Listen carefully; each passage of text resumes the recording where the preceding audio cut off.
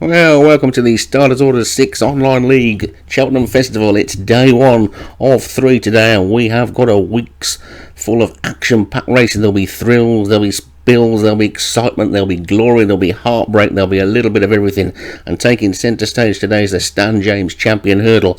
That's ably supported by 2 good novice hurdles, the Supreme, which gets things underway, and then the Neptune Investments a little later on. We've also got the 2 most prestigious novice chasers of the season, the Arkle for the 2 milers. They'll be going lickety-split over them fences. Then later on, the RSA will see next year's Gold Cup hopefuls ploughing across the Prestbury Park turf and taking those huge fences. After that, we've got the David Nicholson Mares Hurdle. We've also got 4 competitive handicaps, and just to throw in the mix, 2 bonus flat races. There's a little bit of everything, and now Doug and myself are just going to have a little look at the form for you and see if we can point you in the direction of any winners. So let's kick off straight away with the Skybet Supreme Novices Hurdle, race number 1 on. Straight away, I'm looking at Corello Bay. I think there's our winner, time runner, and I think we'll run second. And just quickly looking down the field, I think it's the top 3, the big 3 here, and the Demolish a third. Yeah, it's that trainer note that's the thing, isn't it? That for Corello Bay will like the ground, because that's been the big talking point this week, the heavy going, and might stop a few, might give us a few strange results. But if you've got the red hot favourite that likes the ground, it's probably going to be a procession, that one. And yep, that's right. Rather disappointingly, as we want to turn this into some sort of contest between you and me, I think I'm going to have to agree with you. I don't really see anything beating Corello Bay, although Time Runner does look good. Yep. So I think I'd be going for them 2 as a 1-2 as well, to be honest. No worries. Let's move on to race 2. That's the Racing Post Arkle Novice Chase. That's a grade 1. And what do you like here, Martin? Well, it's the usual suspects again, isn't it, really? Miss Impossible looks good, but has it got a case of seconditis? Keeps coming second. Moment of Truth has got the blip of having unshipped the pilot once, but I think it's probably between those 2, although Synchronicity, Leon van Rensburg, doesn't mind heavy ground, so that one could be in there as well. The risk of sounding boring, I think you're going to be looking at those, but I might just stick my neck out and go for Mighty Zeus for Thunderspark. Yep. That one, that might be carrying my money in that race. Well, I'll stick my neck out even further, and I'll go for C. Darren Thompson stable. All right, that ran well earlier in the year, didn't it? A couple of times it's been off. Yep. Been off the ball a bit, but might be back. Likes a soft ground. It's That's how I like a bit of odds. All right, we've got a difference of opinion then, so that's nice. So race 3 then, the Ultima Handicap Chase. What about that one? And let's have a look here, quick look. It's all over the shop. It's actually quite a open affair, this one. I'm going to rule Eder out because it just has trouble finishing the race. Strange that for a Paul Rhodes horse, isn't it? Yeah, definitely. Let's go down here. Yeah, this is right open. It is, because they're going again, isn't it? I like the look of that. I'm going to go for Big Orange. Big Orange. Yeah, could do well. I like the look of Slim Chance, to be honest, but it's the trainer thinks it won't go in the ground. It seems a lot firm, but they say they go on it once, and if it does go on it, then it's got a bit of a chance. But Jump Into Paris, I don't mind. I like the look of as well, but I think I'm going to go for Leon again. I think Mandolin Wind. Yep. Looks the one. Yeah, definitely. I think if we go 1-2, Big Orange, Mandolin Wind. Get on, it's going to pay big. Yeah, sounds like a good idea. So that'll be good. All right. Yep. We've got race 4, and that's the Stan James Champion Hurdle. That's a 2 mile and a Group 1 race. And what do you like here, Mark? Well, it's a fight between the top 3, isn't it? Mighty River Run, Asian Maze, and Minding. But I'm not going to go anywhere other than Asian Maze. Asian Maze has looked really, really good, and I think that'll win well. Amber Princess is a real outsider with a chance. That's come on really well over the last couple of weeks, and we've both been made to look stupid by the fact that Sally Army's turned up. Yeah. And of course, I think don't even worry about Sally Army. And of course, you're in there as well, don't forget. Aussie Dougie, he hasn't won yet this season. Could today be his day? Sort of maybe very heavy, very soft. And Yeah. maybe that's the smoky. Well, I'm not going to go past Asian Maze.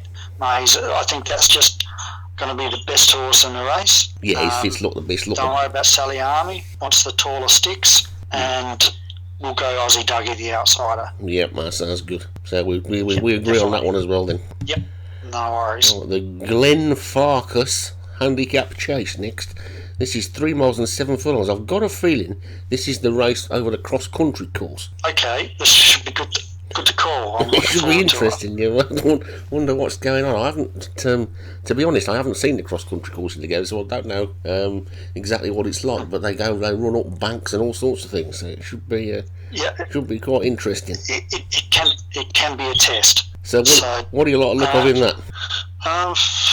Well, it's a chase. I'll tell you one thing that will happen in that race. West Tips in that race, and that will go off like a rocket at the front, like it always does. So there'll be a real stiff pace, and I think you'll get a lot of horses not finishing. Yep. I'm going to go with John the Baptist with this one. And doesn't that win by a head? Maybe. I just think it'll get there. It's got my blessing. I think you'll probably find they'll all be blowing in the wind. I think Leon's going to have a great day on the first day. Blowing in the wind is going to win that one for me.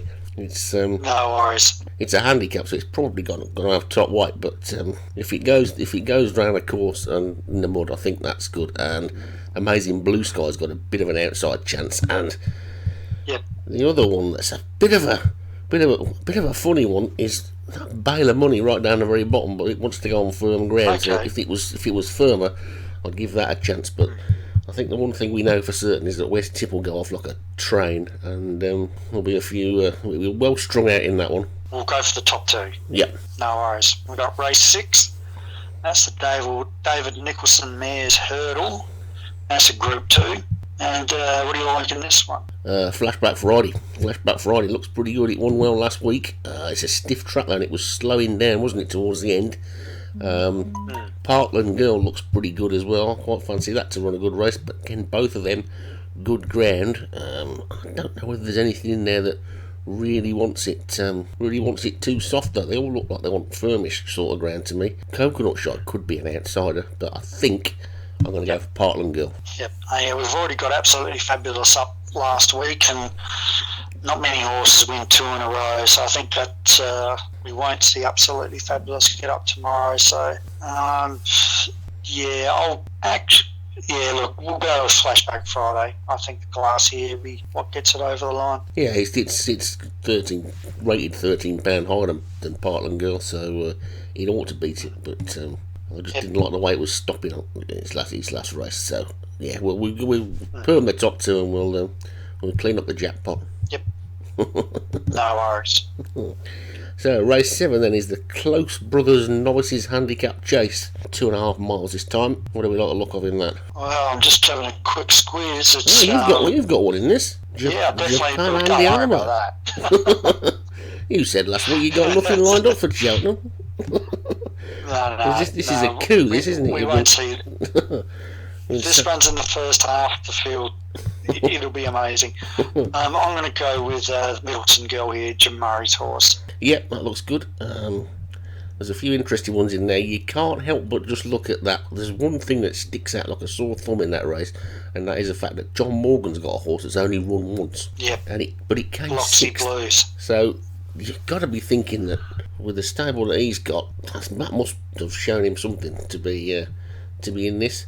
There's a lot in there. And you know what's a handicap? That's going to get in with a good weight. So I reckon that's our long shot, Biloxi Blues for sure. I think Biloxi Blues is the one for me. So yeah, that'll be good. No worries. Let's go on to race 8. That's the Neptune Investment Novice Hurdle, and that's a Grade 1 novice. And what do you like here? The top 3 look the 3, don't they? Solwit, fresh, new approach. Can't keep tipping Leon van Rensburg's horses. He'll be winning every race. I think Solwit's going to win that one, to be honest. He got beat last time out, but it's of those top 3, it's the one that likes the soft grain, and it's top rated. It's not a handicap, so you got to go with Solwit there, I think. But William Coconut might run a good race. Yeah, I'm going to go William Coconut. This isn't in my opinion, this isn't a strong Grade 1. It's not, and it's quite a small field as well, isn't it? I think Solwat is the form horse, but I think William Coconut's the one that can upset the apple cart. Yep, I think you're probably right there as well. There's a small field up for that race. I'm surprised how small that field is. There's only, what, 10, 11? Yeah, I thought we would have seen more on a race like this. Yeah, I mean. So on to race 9 then, the RSA Novices Chase. This is one of the two big novice races. Our old favourite Jenny Bond in that one. What else do you like to look of? I just quickly go down the page here. Look, I think is this a handicap at all? No, I don't think the bottom part of the card's got much of a chance. Crash Bandicoot has shown some form out in front, but it also knows how to fall. It does, and that's not a good thing around Cheltenham. No, so I'm going to go Holly Grove native John Morgan. Yep, got to be with a chance, that one. Mist Maker looks interesting as well. So does one down the bottom, the Tortoise. That looks like it could have a bit of a chance. That'll be my outside chance, the Tortoise, but I'm definitely going to go with Jenny Bond. Sure. You can't turn down a bit of Jenny Bond. No worries, we won't either. Let's move on to race 10 before we get ourselves in trouble. Yep. And that's the Coral Cup Handicap Hurdle. That's a 2 mile 5 furlongs. It's a grade 3 handicap, so it should be an interesting race. It should be a very interesting race. And there's some interesting horses in there. I seem to remember reading that Kevin Minahan fancies Sea Pigeon, and that's been there or thereabouts quite a few times this season, and it will definitely go on the soft going. So that's got to be worth a look at, I think, for a bit of an each way punt. And yep, it's got the softish form as well. I can't bring myself to want You'll Never Walk Alone to win because of the Liverpool connection, but I do have to say I'm quite cheerful at the minute, because at this moment in time Liverpool are losing 2-0 at home to Wolves in the FA Cup, so I've got a big smile on my face. That's quite funny. So another second, you reckon? Yeah, another second. Yeah, I'm gonna go for Sea Pigeon to cause a bit of an upset in that race. No worries, I'm going to go for Quiet Man, Jim Murray. Right, so that's day 1 sorted then. So just minutes away now then from the first race at Cheltenham, the Supreme Novices Hurdle. Going to get things underway shortly. Doug's all settled down in his commentary box. I'm sure he's got a cold one there to keep him going. I would suggest that you've probably just about got time to get yourselves one if you wanted to as well. And we'll get straight on now with the action from Cheltenham Festival.